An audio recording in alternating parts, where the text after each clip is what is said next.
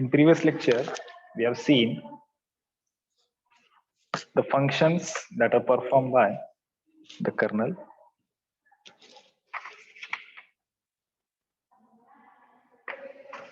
So first function we have seen the task management. Second, we have seen the task synchronization. Now, inter-task communication is also one of the function that is performed by the kernel of RTOS. How inter-task communication is done? Inter-task communication is required for sharing of data among tasks by sharing a memory space or the transfer of data from one task to another task, but should be accessible by only one task at a time. That is, when one task is writing or reading data, then other task should not read or write it until the first task has finished its reading or writing. Suppose two tasks are there, one is running condition, second is about to run. If task 1 is using some resources, then task 2, if goes in running condition, then task 2 cannot use the same resources that was used by task 1. So there should be some mechanism that inter-task communication should happen. So some of mechanisms available for execution of inter-task communication is the message queue, pipes, remote procedure calls. So what is message queue? In inter-task communication, a message queue is an object used by a task to send or receive messages stored in the shared memory. Using service provided by the kernel, task and ISRs send or receive messages to the queue. Whatever messages are there, that messages are shared with each other using this message queue service provided by the kernel. A task reading a message from an empty queue is blocked either for some duration or till a message is received. So sending and receiving of message to and from the queue may be in, first out way, first in, last out way, or priority basis. So the techniques used for sharing of message is first in, first out way. It is also known as FIFO. Then last in, first out.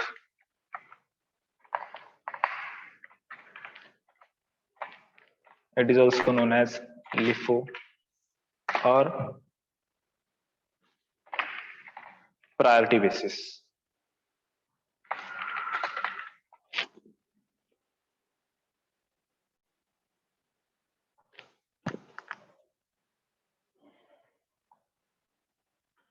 So in this way, the message queue can be used for task synchronization.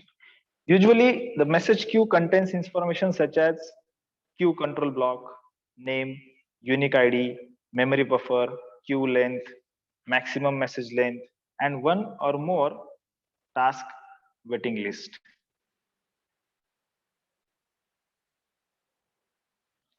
So message queue with length of 1 is known as the mailbox. Suppose some message is to be transferred from one task to another task.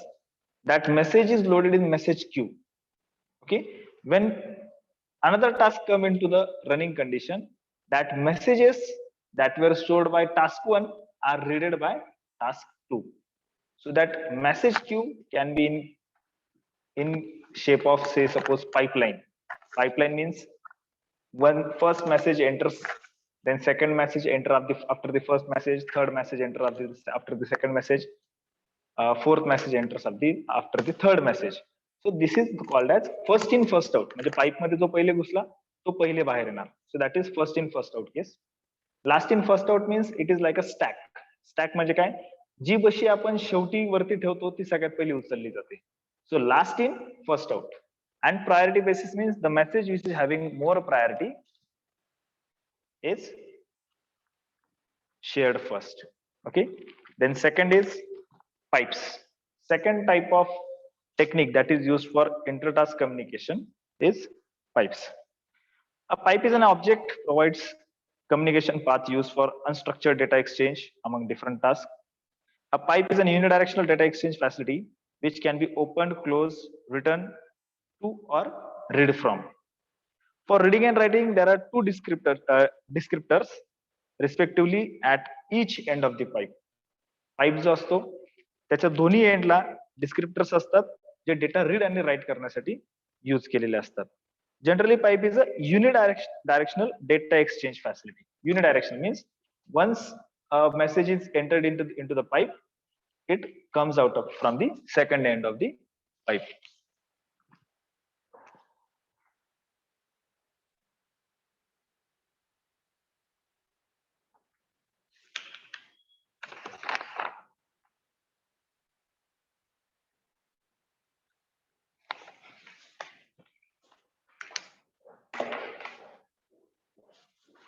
So data is written into the pipe as an unstructured byte stream through one descriptor, and data is read from the pipe in FIFO order from another descriptor.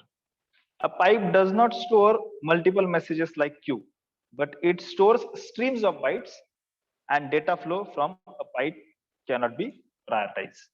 Means the difference between message queue and pipe is that pipe cannot store the data for longer time. It is nothing but one channel which stores the stream of bytes and data flow. So here the two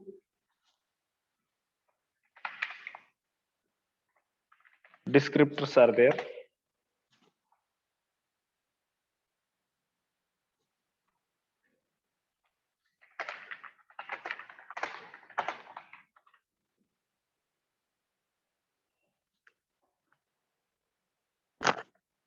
Which is used in pipes.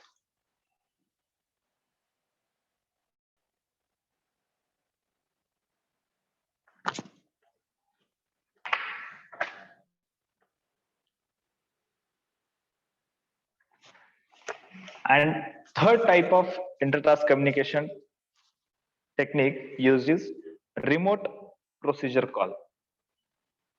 So remote procedure call is also known as RPC. RPC permits distributed computing environment and used for connecting two remotely placed functions or procedures by using a protocol for connecting the processes.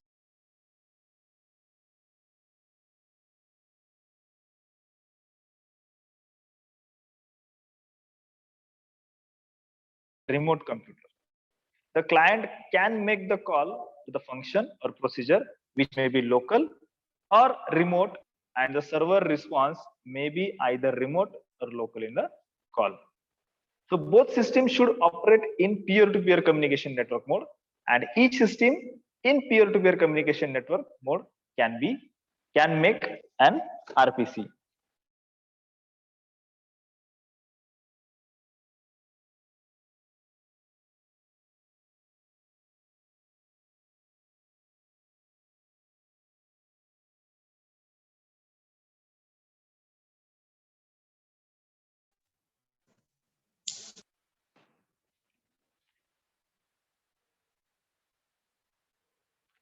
So in this way, the RPC allows remote invocation of process in distributed system. Okay, so client and server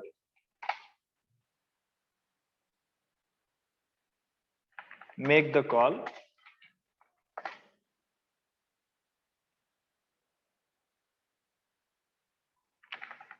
which may be local or remote.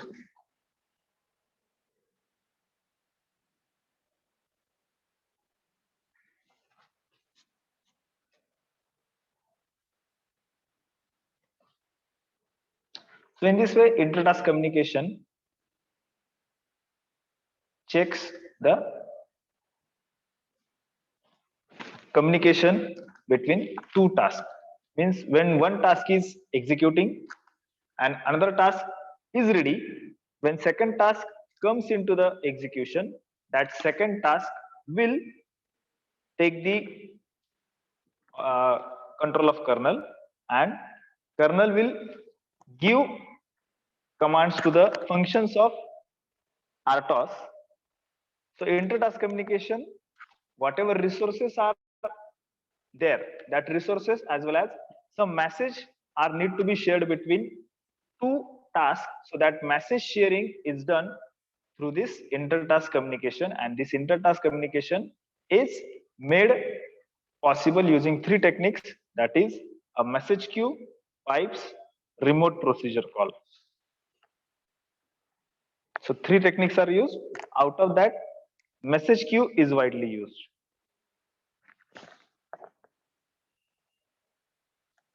Now next is multitasking.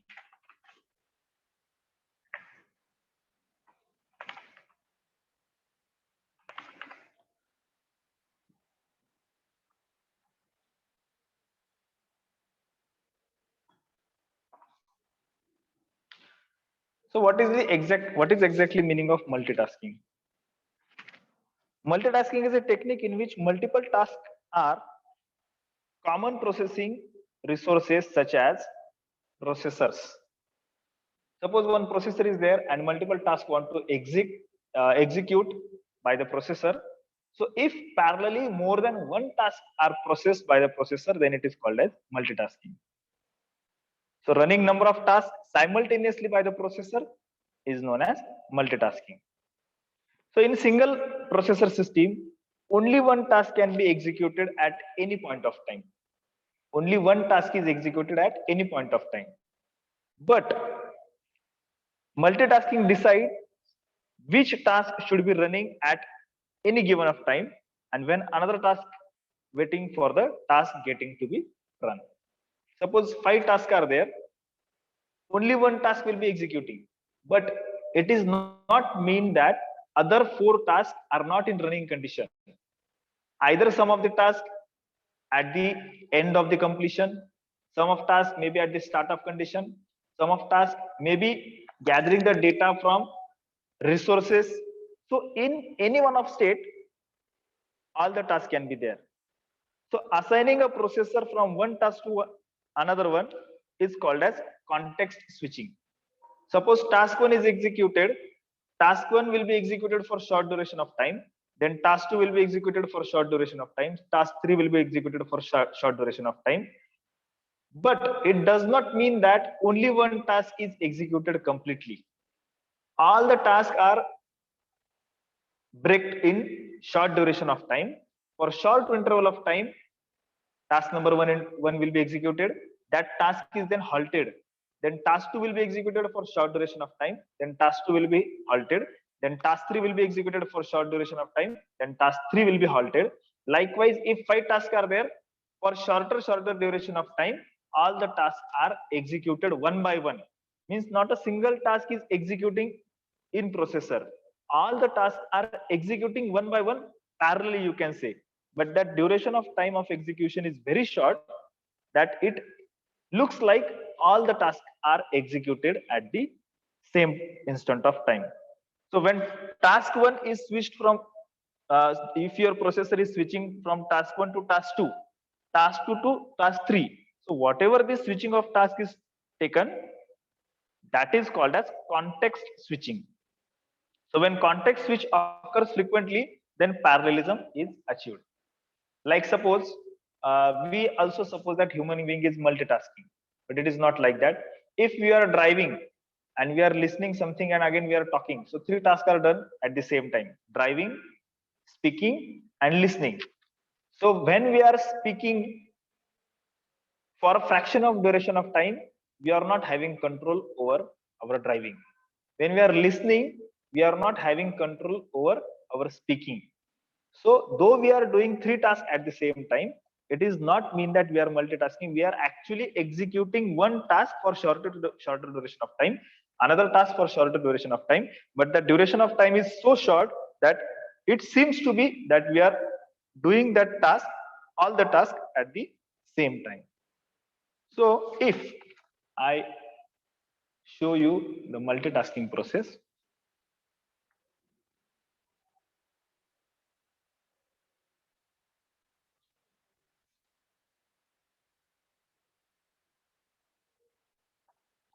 Suppose this is time period.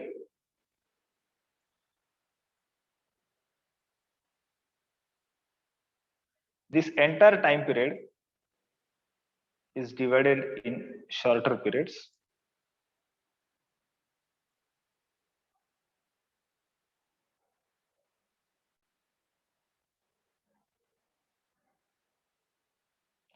So if 3 tasks are there,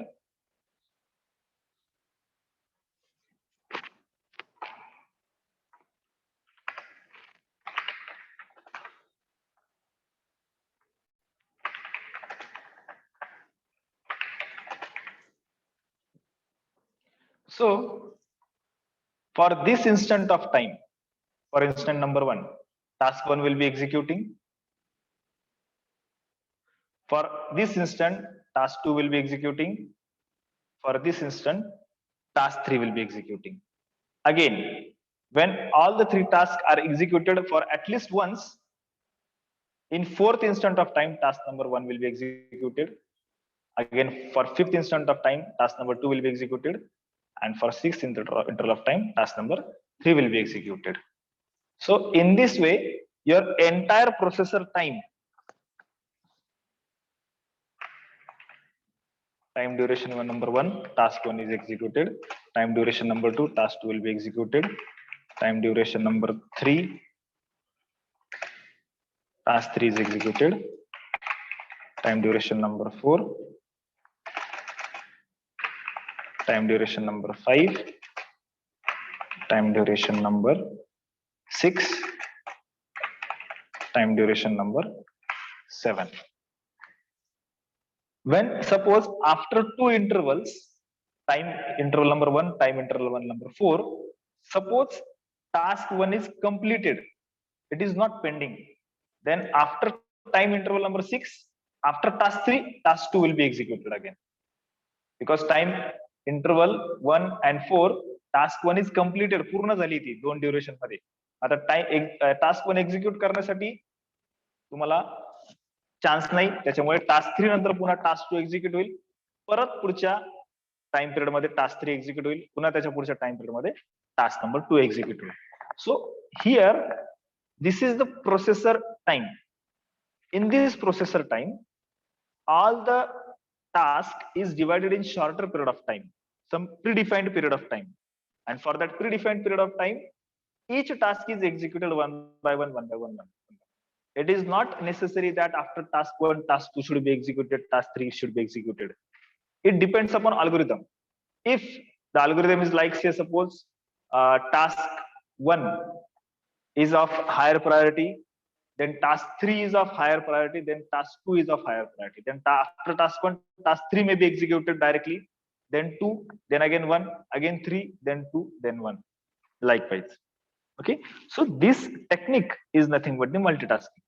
It seems that for shorter interval of time, task 1 is executed, task 2 is executed, task 3 executed, means for a shorter duration of time, at least task is executed. So it looks like, and this time period is very small that human being cannot detect that time. So it looks like all the tasks are running parallelly at the same time.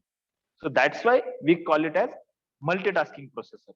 So it is multitasking processor. It does not mean that it is executing all the tasks at same interval of time.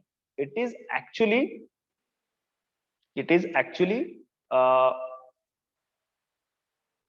executing all the tasks for shorter duration of time, and that short duration of time is such a that it looks like all the tasks are executed at the same instant of time. Is it clear? Multitasking.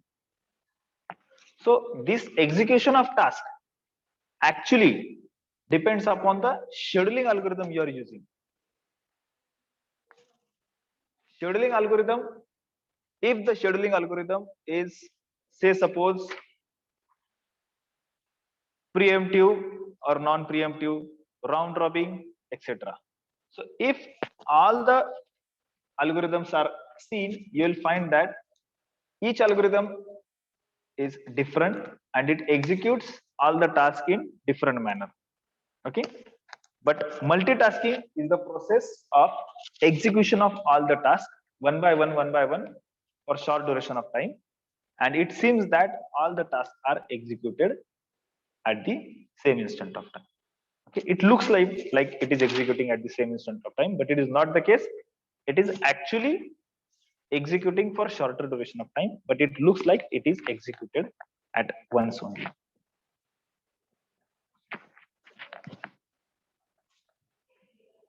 Is it clear?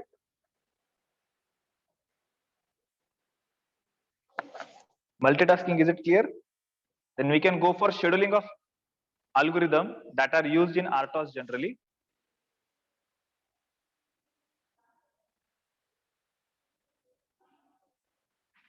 So scheduling means what?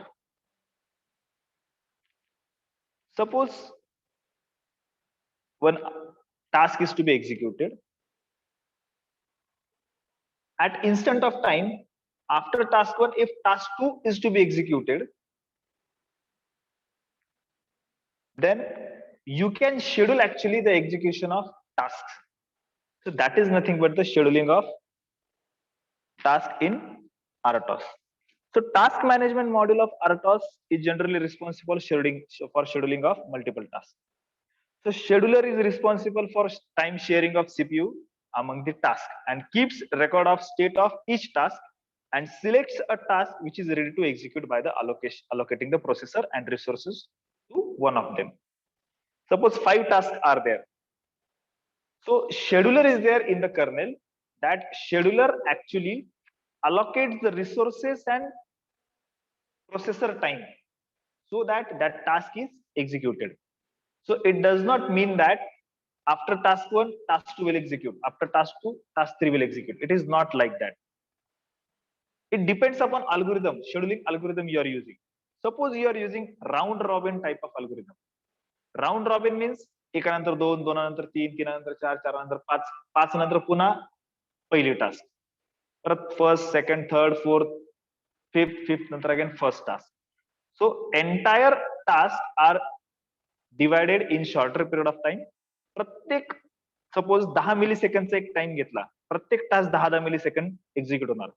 पहिले 10 millisecond task पण execute होईल, दुसरे 10 millisecond दुसरे task 2 नंबरचे task execute होईल, तिसरे 10 millisecond 3 नंबरचे task execute होईल, चौथे 10 millisecond task 4 will be executed, then task 5 again after that task 1 will be executed. So it is like a round robin, means circularly प्रत्येक task is short period of time ला execute ही होत असते. So that is a round robin technique algorithm. Okay, so other type of algorithms are also there. Generally schedulers जे आहे ते दोन प्रकारचे scheduler असतात.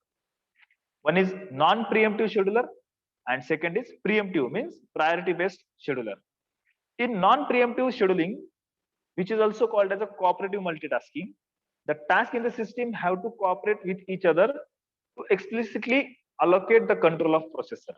When task is released, the controller, when task releases the control of processor, the next scheduled task which is ready to run will be executed by taking the control of processor and resources needed. So a task which is newly assigned a higher priority only gains the control of processor when current executed task voluntarily gives the control of processor. जसं की एक झोका आहे, बरोबर, त्या झोक्यावर बसण्यासाठी 5 मुलं उभे. तर पहिला मुलगा ज्यावेळेस स्वतःहून उतरेल त्यावेळेस 4 जण एकमेकांकडे बघतील आणि सगळ्यांनी मिळून एखाद्याला वाटलं की 4 नंबरचा मुलगा तिथे जाऊन बसणार. सो that is a cooperative type of scheduling. म्हणजे ठीक आहे, तू बैस आता झोक्यावर पुढे आणि तू झोका खेळ, तुला ज्यावेळेस वाटेल तेव्हा तू उतर. सो that is actually the non-preemptive type of scheduling. So in non-preemptive scheduling, suppose task 1 is completed, after that if task 3 is ready, then task 3 will execute for complete duration of time. For complete duration of time, I'm saying if task 3 completes, then task 2 may get executed completely. Tasks are getting completed, then your task is releasing the control of processor. Understand this. And in preemptive scheduling is a priority based scheduling. The control of processor and resource is given to the task which is of highest priority. When highest priority task ready to run, then current executing task is immediately suspended and the control of processor and resources needed for execution is given to the higher priority task.